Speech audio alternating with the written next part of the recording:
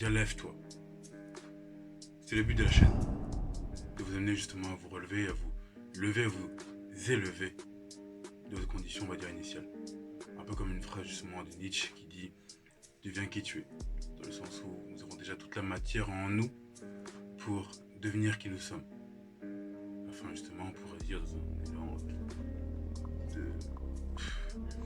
de surlecture sur le développement personnel que il faut exploiter son plein potentiel. Je ne sais pas trop de cet avis, mais pourquoi pas. Disons que ça peut être effectivement des points de départ. Aujourd'hui, nous parlons des peurs.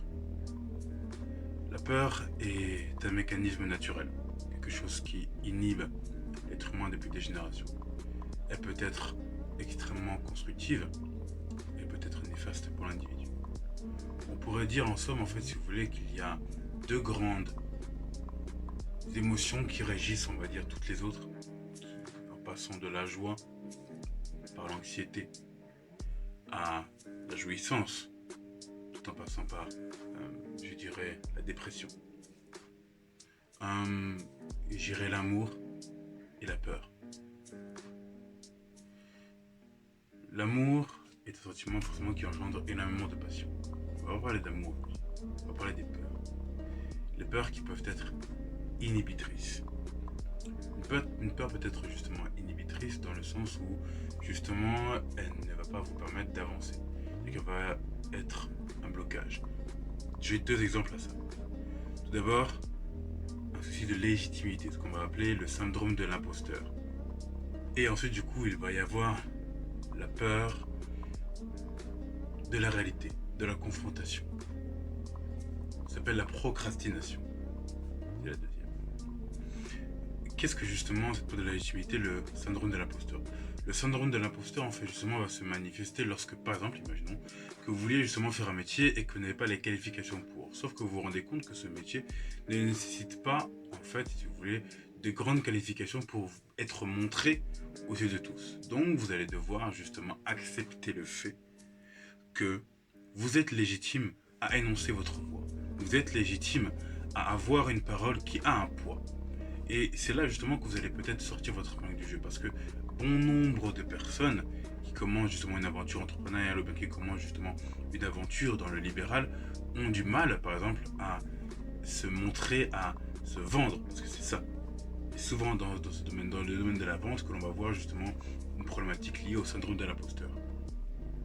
Et la deuxième problématique, c'est la procrastination.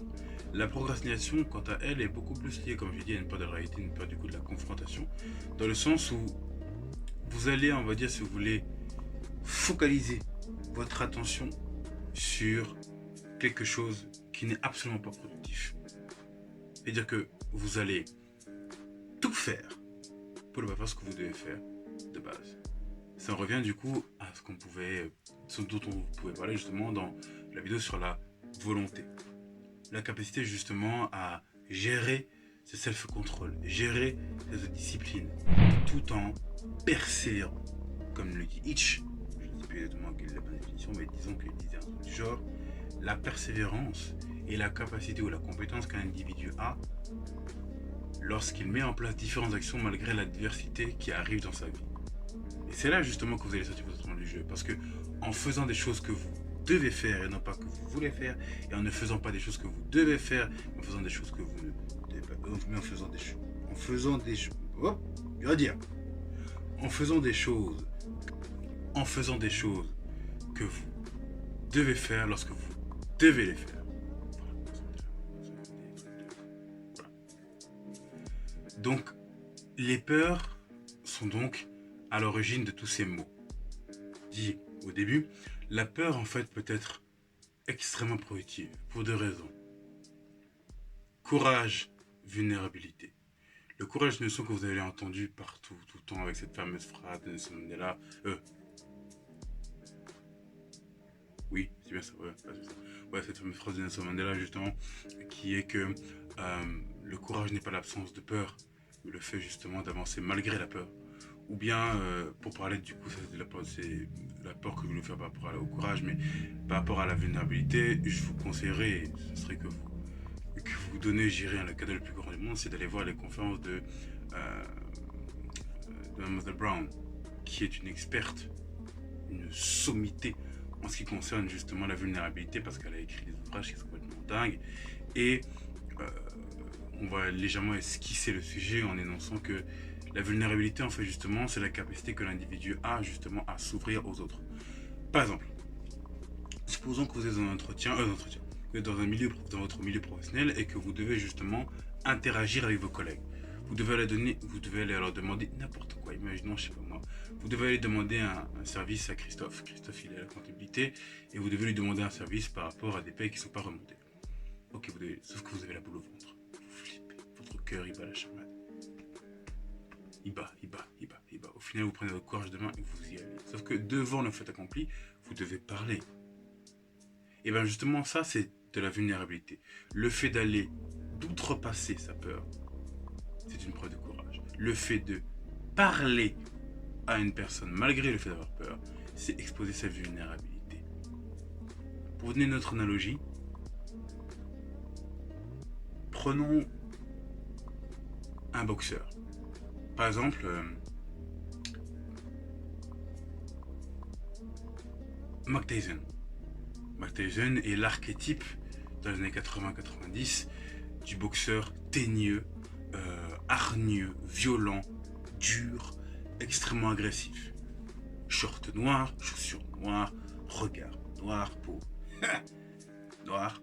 Mais en l'occurrence, il est extrêmement archétypé. Donc on a fait de lui justement l'archétype du boxeur qui est encore dans les consciences actuelles. Et il faut savoir que lors de ses tout premiers combats, avec son coach Cus D'Amato qui est décédé malheureusement, qui a eu un grand impact sur sa carrière, il faut savoir que juste avant un de ses premiers combats, il a à peu près, je crois, pas loin de 18 ans, il sort carrément du gymnase et il va dire à Cus D'Amato, je peux pas combattre, j'ai trop peur, j'ai trop peur, je vais pas y arriver, qu'est-ce que je vais faire, si ce qui m'écoute, etc. Qu'est-ce que je peux faire, s'il vous plaît, aidez-moi, j'ai pas envie de combattre, non, c'est beaucoup trop difficile. Écoute Mike, si t'abandonnes maintenant, alors plus jamais, tu pourras remonter sur le ring. Si vous voulez, c'est comme lorsque vous êtes à l'armée. C'est-à-dire que dans la Légion, j'ai regardé récemment une vidéo sur la Légion étrangère en France, et vous avez justement l'une des personnes justement qui est en charge justement de gérer les nouvelles recrues, et qui cherchait justement une nouvelle recrue en fait qui s'était cachée, on ne sait pas où il a cherché. Et puis cette phrase qui m'a vraiment marqué, il a dit si ces nouvelles recrues abandonnent maintenant la Légion étrangère, toute leur vie abandonnent. La mentalité est dure, elle est hardcore, mais au moins ça vous permet de vous rendre compte que agir au-delà de vos limites, au-delà de vos peurs, vous ouvrira un champ des possibles dont vous n'imaginez même pas. Donc je sais qu'il est assez difficile justement d'outrepasser sa peur. L'un des moyens les plus efficaces, c'est d'agir en groupe. Parce que l'émulation collective, justement, va vous permettre d'agir malgré, justement, cette chose inhibitrice qui nous fait des boules au ventre, qui nous fait que, justement, on a du mal à respirer, qui fait que l'on stresse. Encore une fois, l'un des moyens les plus efficaces, ça va être la respiration. Il n'y a pas de meilleur moyen, justement, que je pourrais vous donner gratuitement, qui pourrait inhiber complètement votre peur. Enfin, non. Inhiber pendant un court instant, évidemment, votre peur, et qui vous permettra justement de réactiver, je dirais, un semblant de conscience. Évidemment, si c'est un agresseur qui vient vous attaquer avec un couteau, évidemment, vous allez être surpris. Vous allez avoir peur. Mais le fait, justement, de vous être entraîné jour après jour, pas la respiration, jour après jour, à vous confronter à l'adversité, à vous confronter à vos peurs, vous aurez peut-être 1/10 de chance en plus de peut-être parer son attaque si vous avez fait des arts martiaux, d'esquiver son attaque si vous avez des bons réflexes, et peut-être, je dirais, de voir venir cet agresseur si justement vous êtes en pleine possession de vos moyens intellectuels. Donc la peur n'est pas un fardeau. La peur n'est pas quelque chose de compliqué. La peur n'est pas quelque chose qui doit vous anéantir. La peur doit être un moteur comme le stress, qui est un indicateur pour justement vous permettre d'avancer au moment où vous devez avancer. Donc, tout comme le stress, lorsque vous le ressentez la peur, essayez de vous imaginer un halo de lumière. Vous l'inspirez, vous vous concentrez et vous l'acceptez. Et vous avancez. Vous n'aurez d'autre choix que d'accepter justement la peur pour pouvoir aller au-delà des défis. Personne n'a jamais peur, ça n'existe pas. Il faut être un psychopathe justement pour, et au sens pathologique je parle, il faut être un psychopathe pour avoir une absence de peur. Donc j'espère que vous avez peur, mais que vous savez la gérer. D'où justement l'enjeu de cette vidéo. À la prochaine.